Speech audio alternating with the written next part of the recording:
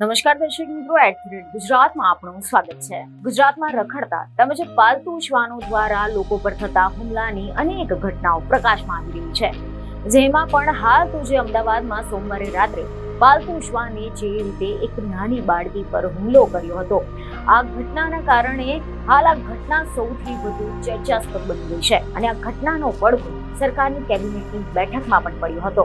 અને હવે આ ઘટના બાદ એવા સમાચાર સામે આવ્યા છે કે અમદાવાદ મ્યુનિસિપલ કોર્પોરેશન એક્શન મોડમાં આવી ગયું છે।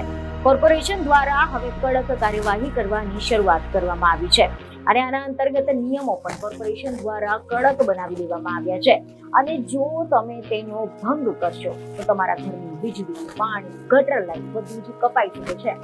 એમસી દ્વારા તમામ પેટ ડોગનું રજીસ્ટ્રેશન કરાવવા માટે આદેશ કરવામાં આવ્યો છે। સમાચાર મળી રહ્યા છે કે હાથીજોડમાં બનેલી આ ઘટના અંગે પ્રતિક્રિયા આપતા અમદાવાદ મ્યુનિસિપલ કોર્પોરેશનના સ્ટેન્ડિંગ કમિટીના ચેરમેને ભેદ વ્યક્ત કરતા કાયદા બનાવવામાં આવ્યા છે કે કોઈ પણ કિસ્સામાં શ્વાન કે તેના માલિકની દાદાગીરી સામે આવશે તો માત્ર શ્વાન જ નહીં પરંતુ તેના માલિકની વિરુદ્ધ પણ કડક કાર્યવાહી કરવામાં આવશે। પણ કડક કાર્યવાહી કરવામાં આવશે। શ્વાનના માલિકો રજીસ્ટ્રેશન નહીં કરાવે તો એએમસી દ્વારા કાપી નાખવામાં આવશે।